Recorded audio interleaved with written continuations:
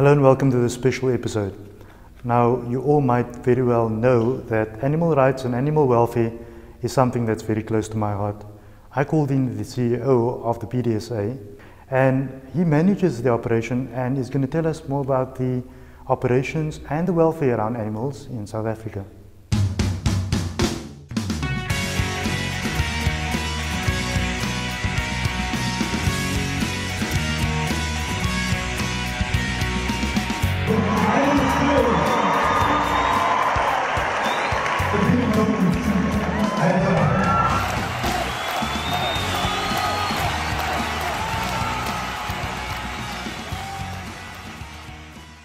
Patrick, welcome to the program. Thanks, Faizal. Thanks for having me. Now, animal welfare and animal rights and anything to do with animals has always been a passion of mine personally. People know me for that kind of thing. If I see something happening on the road, I'm going to make a noise about it. If I see a horse and cart moving by and you're beating up the horse, I'm going to stop and say something. And I've got into trouble many times for that. My personal relation with the Pdsa goes back a long time. My family has been always involved with Arthur and the rest of the guys and that sort of thing. But we know that you're the CEO and you're carrying most of the burdens when it comes to managing the Pdsa. Tell us a bit about Patrick and why you do what you do. Well, I've been in the welfare business for about 5 years. I was initially involved in child education, and an opportunity came up to become involved with the Pdsa, and it's an organization that I've known for many years. I grew up in Cape Town, always had pets and always been an animal lover, and it was interesting for me to distinguish the Pdsa from the SPCA, and that's one of the first things I did. Traditionally, I'm a marketing guy, I'm a manager of people. So you said I carry the burden. I don't really. I've got fantastic staff at the Pdsa. We have 88 staff nationally. And my job is easy because they're all passionate about animals, as you are, and it's great. We need people like you on the streets. And I'm passionate about animals as well. So I come from a people managing background. I've been in healthcare, in sports marketing, in the media business, and then education, and now I'm settled in my position looking after the Pdsa. But this one's different. The others are all obviously corporate business. This one's different because you're getting to do what you do in terms of managing an operation and what you do best. And then at the same time, you are giving back to society, and a society that doesn't have a voice of their own, but they're through people like yourselves. Absolutely. So how do you feel about that? It's fantastic, as you say, that I can do my job to the best of my ability and have the bonus of knowing that I'm giving something back to community and that I'm looking after those sentient beings, those animals who can't come and tell us when they're in trouble. So it's a great privilege for me to be able to do my job and get the reward as well. Personally. I love the idea that you're using the word sentient because many people don't understand the concept of sentience, and they don't understand that animals actually have a deeper being and that they recognize their family and they communicate with each other and they have pain and they have all kinds of things. Many people don't see that. Yes. And therefore organizations like yourself play a vital role in what you do in society to ensure that people have healthy pets and that they are well cared for and well taken care of. Looking at the Pdsa, you list a myriad of operations from neutering, spaying, as you mentioned to me now. You talk about vaccinations, you talk about operations, you talk about education around your pets. Tell us a bit about those operations. Right, well, the services that we provide come on a variety of levels. At the Bridgetown Hospital that you know so well, we have 4 full-time vets there, one of whom is an orthopedic specialist. So we're able to perform advanced orthopedic surgery and also, as you talked about, the sterilization procedures of spaying and neutering. But we're also into more of the primary health care in that we have around the country 8 mobile vehicles as well. So while we do more advanced stuff at the hospitals, we have just incidentally a hospital here in Cape Town, another one in Soweto, and the third one in George. We also do have these mobile clinics that go out into the less structured communities. Yes. In Cape Town as far as Atlantis, and around here in various areas in Cape Town. And that service is, as I say, on the primary level. So there we're looking after deworming, we're looking after sick and injured animals that possibly get brought through to the hospital. And obviously we encourage sterilization, which is a big thing. If I could leave a message to people, the two most important things I would say is, please have your animals vaccinated, and if you can, have your animals sterilized. Because both of them are preventative from a certain point of view. They're absolutely preventative, and in older age we know that a sterilized female dog and cat will live a healthier life having been sterilized. And so many of our problems with animals in rural and in urban areas stem from the overpopulation of the animals. Now, I've had cats all my life, and I know that the current 3 that we have, they've been sterilized because it's been an issue with my mother. The minute they're at a certain stage in their life where they're at the right age, they need to get sterilized. And what we found was that they're very in-the-house kind of cats. They're very fat and big, and they live with us for a very long time. The one we've got now for 17 years, and that's the average. As old as you, yeah. Yeah, so that's the average span that they live with us, and that sort of thing. So it's about having this preventative care that you're speaking about at the same time. Tell us a bit about the operations. You say you have 80-odd staff. I didn't even know that. Yes, we do. We have around 50 in Cape Town. Remember, we have the Bridgetown Hospital, then we have a clinic in Athlone, and we have another clinic in Mitchell's Plain, plus the 3 mobile vehicles. So a total complement of 50 people looking after that. That includes the administrative staff, which is obviously a big part of our business as well. So I look after the administrative side, I look after the people and the staff, and the services, and then our senior vet, Dr. Emerton, looks after the clinical aspects, if you like, of the services that we provide. But yeah, I mean, the services are wide in terms of the surgical procedures that we perform, from, as I say, the sterilizations, which are bread and butter, if you like. You know, we try and do as many of those as we can in a week, sometimes up to 50 a week. And then on a need basis, injuries, sick animals that require certain surgical procedures. Obviously, we have X-ray facilities. We take blood tests and we look after animals as best as we can. Remember, we're different from some of the animal welfare organizations in that we look after the animals of pet owners who can't afford to go to private vets. Now, Patrick, the one thing that doesn't add up for me is the numbers when it comes to the matters that you're discussing, and that's, we know that medical care in any area today is expensive. You go down to the pharmacy and you find a Band-Aid and some medication for anything, whether it be a flu or anything like that, it's very expensive. And then it comes to animal welfare and care, and I suppose it's the same thing. Medication is medication and it's expensive. Then you've got the operations and the staff and many staff, and you've got the running around, and you've got the theatres running, and you've got the salaries going.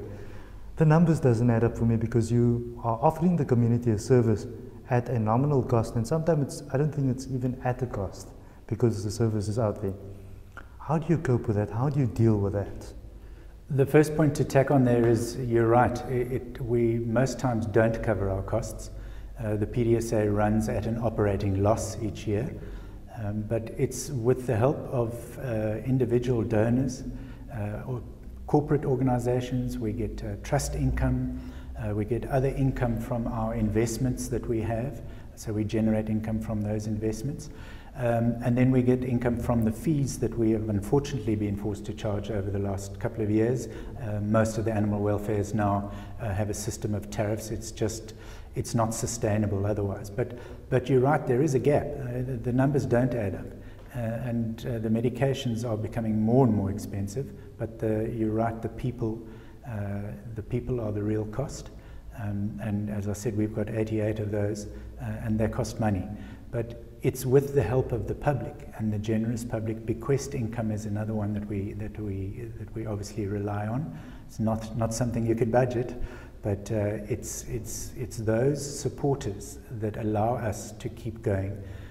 We didn't talk about the history of the Pdsa, but we're in our 78th year here in South Africa. 78? 78th year, yeah. That's a long time. It was originally founded in 1917 by a lady, Maria Dickon, in the United Kingdom. And then the Pdsa came to South Africa as a branch of that UK organisation in 1937, started in Woodstock. And then in the 80s we became totally autonomous from the UK, so we are totally separate now from the UK. But yeah, since 1937 we're in our 78th year, and still going strong, and it's because of the support of the people, because otherwise our costs would run away with us. Yeah. Of course. Going back to the actual operations and still staying on cost, is the bulk of the cost from, is it an over-the-counter matter with regards to, here we see a patient and the average cost per patient that comes in for vaccinations and that kind of thing is this cost, but people can only afford this amount. So do you run the loss there, or are you running the loss when it comes to operations and those kind of things? More on the over-the-counter stuff, the day-to-day running. So you can imagine out on the mobile vehicles, we never turn anybody away. So we do have a system of tariffs, but if somebody arrives with a sick animal that needs to be dewormed or vaccinated and they don't have the money, we will help them. So it's on those... and that's without obligation? Yeah, absolutely. That's interesting. So while we have to pressure people to pay what they can, obviously, we will never say to you, listen, you can only afford 50 Rand, the consultation is 70 Rand, I've only got 50 Rand, we're going to help you, we're not going to turn you away. Provided, and there's a proviso, that you qualify for our services, because from time to time the services are abused, because they are intended for the people who can't afford to go to private vets, but sometimes people arrive in a very fancy car at the Pdsa and demand a discounted service. And we do our best to limit those numbers of people, because they're in fact taking away some of the welfare rands that we've worked so hard to raise to help people that can't afford to. So we have a means test, we have cut-offs with regard to income that allows you to use the services at Pdsa.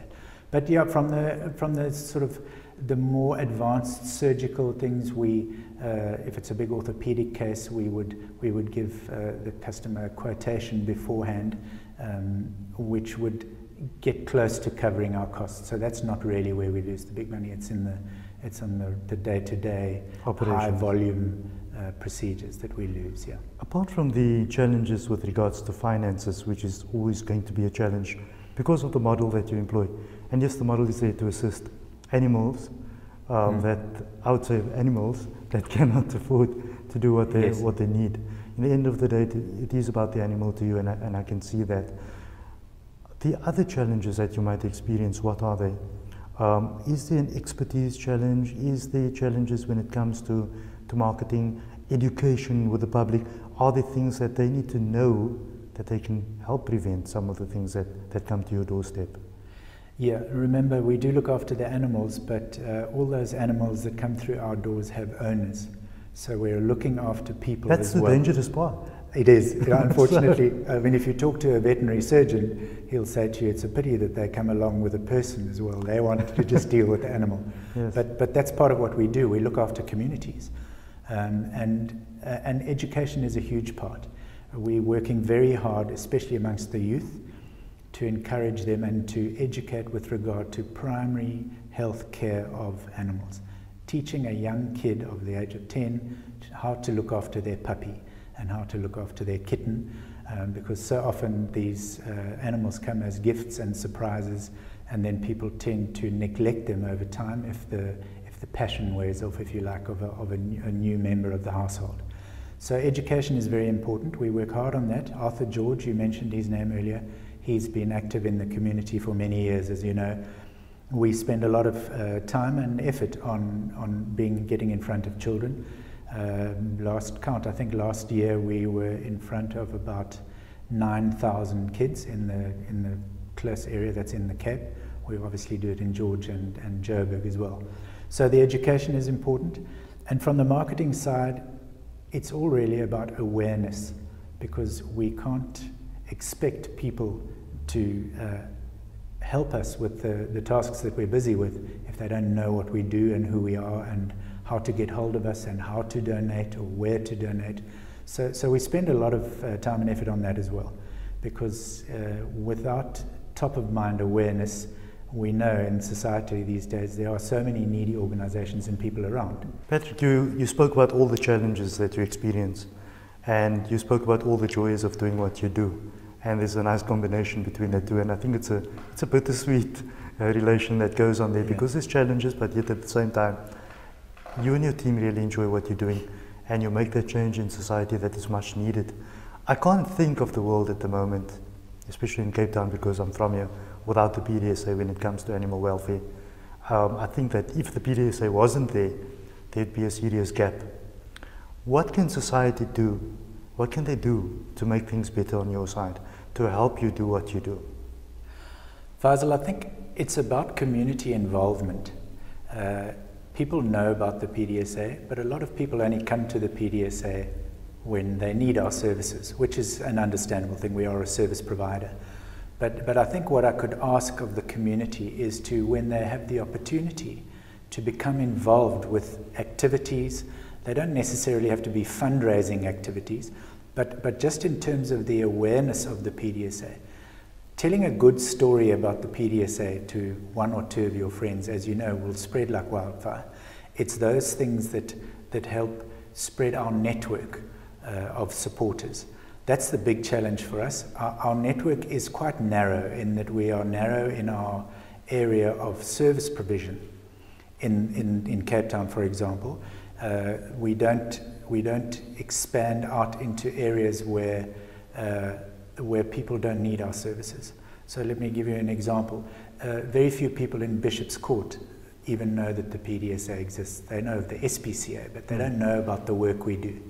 Those are the challenges in terms of moving forward, I think that the model should change, in that we should spend more time in front of the people who don't qualify for our services, because they can certainly contribute and subsidize the costs of the services for those who are in need. Going forward, you look at the situation where we find that although the Pdsa's model doesn't dictate that you primarily deal with animal abuse, for example, because you're on the welfare side, and we have other organizations that's on the advocacy side, dealing with lobbying different bills that might come up in Parliament. They're busy lobbying against animal abuse when it comes to vivisection and various other components related to that kind of thing, and that's not your focus.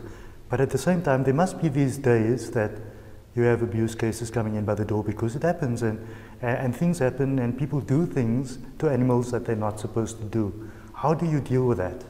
Absolutely. I think it's fair to say that everybody that works at the Pdsa is an animal activist anyway, just by definition of being animal lovers. Yes. We're not necessarily active in the community as such, but we all do care about that, and we obviously respond. And you speak out against things. Absolutely, and I mean, I'm always coming out in support of the SPCA or any of the other animal welfare forum members who have issues with regard to cruelty or bad practices. So we make a stand and we make a noise about it. It's just not our day-to-day operation or focus. For example, as you say, if an animal arrives at our doorstep that has been abused, if it's brought in by the owner, we will have words with the owner and try and understand the circumstances in which the animal is being mistreated. And if necessary, we hand those over to the SPCA. We have a very good relationship with them. And they're in the law enforcement area as far as animal rights is concerned. They're in fact empowered by an act of parliament to so they can get someone arrested and all those kind of things. Absolutely, they can go and confiscate animals. They have a team that moves around. So we get in touch with them, and we make sure that the animals' rights get looked after, and we make sure that any pet owner that brings an animal to us in a bad state gets severely spoken to and educated, because a lot of the time it's to do with ignorance in terms of how to treat an animal and how to look after an animal. And the other times it's about affordability, which is a difficult one, because people love animals, but sometimes one shouldn't be buying or taking on an animal in your household if you know you can't afford to look after them. Having said that, we have many very poor people who have fantastic companions in cats and dogs, and so I would never be one to say, don't have a pet. I think it's wonderful. But sometimes the cost implication has to be taken into account. Patrick, for you personally, when you see something going wrong, and I'm sure many times you've come to the front of the building where people are dealing with the actual intake of patients or animals, and you see this case where someone has severely beaten a dog or a cat, or has deliberately injured an animal. How do you feel about that? It's devastating. You know, we spoke about sentient beings earlier. It's just that I immediately put myself in the skin of that animal that cannot speak out against the perpetrator of the violence. So you get an animal whose tail is probably still wagging even though he's been beaten. It's devastating to see, but it is an opportunity to educate the owner of the pet. So we try to focus then on the person who brought the dog in. Obviously we look after the dog's injuries, but the immediate response is, let's see if we can help the owner, because indirectly then we'll be helping prevent that in the future. I must admit that, you know, in the work that you do, you seem to have lots of patience, because I would have lost it a long time ago, which I do many times on the road. I kind of lose it. I would stop in the road trying to get a dog out of the road. I've done this twice with the rice, and I think I almost got my own car knocked. But the point was that people would hoot behind you and say, what are you doing, kind of thing. But I'm trying to get the dog out of the road. I've done this thrice. It didn't go down that well with traffic behind me. But the point was that, why is it that people cannot take this extra 1 minute? Because here's this dog running from one side to the other, totally lost. And someone could knock him over. So if you can take 1 minute to save the dog, why not? And many people are not thinking along those lines. It's like they're just oblivious to the care of other beings. And it's something that, it's strange that I'm saying it on the program, but it's something that really irks me off. And I think that with the work of organizations like yourself, to better educate people all the time, members of the public need to support you so that you can support those other animals out there that need the work that you do. Thank you. Yeah, look, you know, it's not, you don't have to be an animal lover to do the right thing. I always say, ask yourself the question, what's the right thing to do? If you see an animal in distress or a person in distress, and if it's within your power to do the right thing, do it. So many of us don't. We're too busy getting on with our own days that we don't. But you're so right. It is a frustrating thing to watch. And the thing is to do the right thing. Most of the time you will be rewarded for that. I think that I've got a message for those people. If you continue with your daily life every day and you're not interested in doing the work that the Pdsa does, then at least assist the Pdsa. Give them some money, give them a debit order, or give them something that will help them do the work that's the responsibility of all of us. Every religion today advocates that we need to take care of the creation. Every internal self tells you to look after the creation. So in the end of the day, if you're not doing it yourself, there is other people doing it. So help them to do their job, and that's why I called you to this interview. I wanted to say that to the public. You know what? We can't all do it, but help the people do it that do it. Looking at the future of the Pdsa, I know that you guys have come along 70 odd years, and that's a long way to have come for an organization that does what you do. Many organizations depend on huge budgets from people in government and all kinds of things. What do you see happening in the near future as the CEO for this organization? It's about sustainability. It's about financial security, really. That's one of my biggest responsibilities. Obviously looking after the animals and looking after my staff, but ensuring that the Pdsa will still be around in 15 years' time. It requires some astute business decisions to be made with regard to investments and the marketing activities that we get involved in to encourage donors and to raise funds from various means. So it's about getting to a point, and we've been through some very tough years in the last 5 years. Financially, I don't have to tell you that. But it's about getting to a point as an organization that we are self-funding and that we don't have to continue to operate at a loss. And so that's a big challenge, but it's one that we're all up for at the Pdsa. And I'm quite confident that you and I could have this interview in 50 years' time, and we would be able to talk about the Pdsa's 130 years as opposed to the 80. No, of course, I know that will happen for sure, because as long as the intentions of the people involved are pure and those intentions carry throughout in the work itself, it will continue to do what it does and serve that purpose that it does. Patrick, in conclusion, we're looking at telling the public how they can get involved. Is it volunteers? If they want to contribute, how do they contribute? Is there a forum that they belong to, for example? And you mentioned estates early on, and estates form a big part of what you do in terms of your funding and your investment model. How does the public help you, in summary? I think the best way is to contact us directly. Having a conversation with somebody at the Pdsa is the easiest way to find out exactly how to get involved. There's a whole host of ways, as you say, from volunteering your services to making small donations on a one-off basis, to regular donations, to including us in your will, perhaps even to influencing some of the trust companies that you're involved with to contribute. So the best way, the first stop is the Pdsa. You could get us on our website. You can phone through to either one of the hospitals around the country. But talking to the Pdsa is the way to get involved.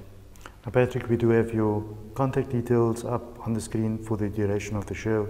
We've got the website up. I've been to the website earlier on today to look for some information, and I found a host of things that I didn't know the Pdsa does, although the fact that I know you guys for so long. Thank you for joining me today. Thank you, and if I can just say, Faizal, thank you for your personal support of the Pdsa over the years, and your family, and for the communities, and for Dean TV. We really appreciate it. Well, that's Patrick, CEO of the Pdsa, and some of the work that they do in society to make the life better of animals in and around South Africa. Thank you for joining us. Until next time, goodbye.